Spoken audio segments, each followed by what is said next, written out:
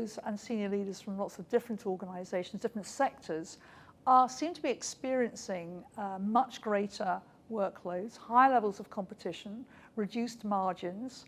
There's also, particularly I've noticed in the organizations where there are Emiratis at the senior level, there's challenges around promotions, there's challenges around being in their roles for many, many years and having expectations around their next role. And of course, as we know, the higher you go, the more difficult and challenging it is to move up into senior roles. There's less senior roles available.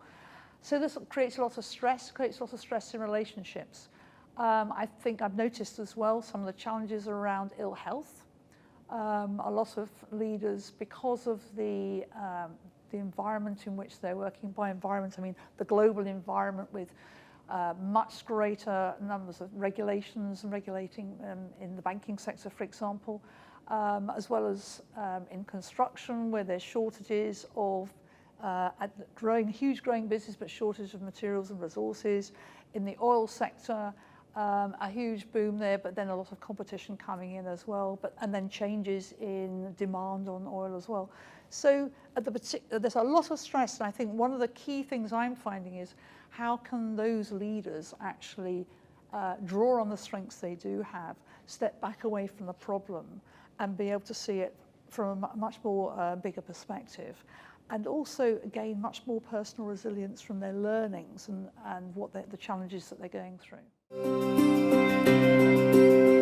I've worked in organisations who use the Gallup Leadership Talent Profile, and one of the categories there is high ego, or ego drive as a driver, and ego's around wanting to have a good reputation for delivery, okay, and being given feedback and recognition for that delivery. In fact, what happens is, as you're sort of suggesting, the higher you go within an organisation, the less feedback you get, and actually possibly the more input and feedback you need. So although they may be doing very well at a personal feelings level, they're not getting that reassurance, they're not getting that recognition, so that is a challenge. I think ego is also a challenge when people want to demonstrate how wonderful they are and keep communicating it to everyone. Again, that's a need they have that reinforces that they're doing the right thing. I think in terms of damaging relationships and damaging the impact they actually have down through the organisation, I think many leaders have to be in that space to recognise that they have that need, and how they're going to fuel that need when they're in their particular roles so that they don't seem so hungry for that recognition and that feedback.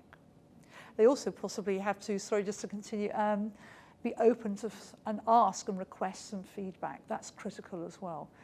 They don't get feedback. They don't get honest feedback because obviously people don't want to risk, losing their jobs or being looked down upon, and maybe it could be a showstopper, a career stopper for them as well. I think leaders and also senior managers, I think generally people all through some of the organisations I'm working with, I don't think it's just Middle East, I think it's global actually, to be honest with you.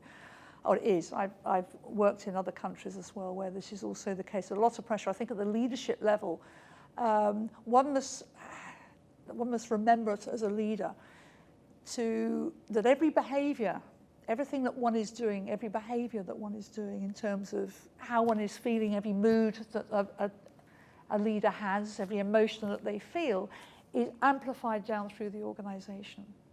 And therefore, if they're carrying a mood of irritation, despondency, anger, frustration, impatience, whatever, it creates huge amounts of disengagement down through the organisation, and stress as well. So I think it's really the development of leaders in times like this is to build their own personal resilience. Resilience is something that can be learned. It's not a trait that we have, it can be learned.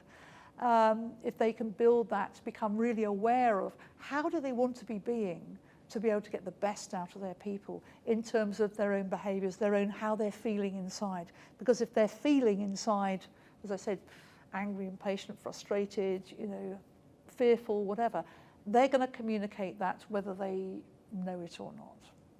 So that's where I think leadership needs, at this point in time, where we've got huge, challenging, turbulent, changing times, that's important to support them in that area.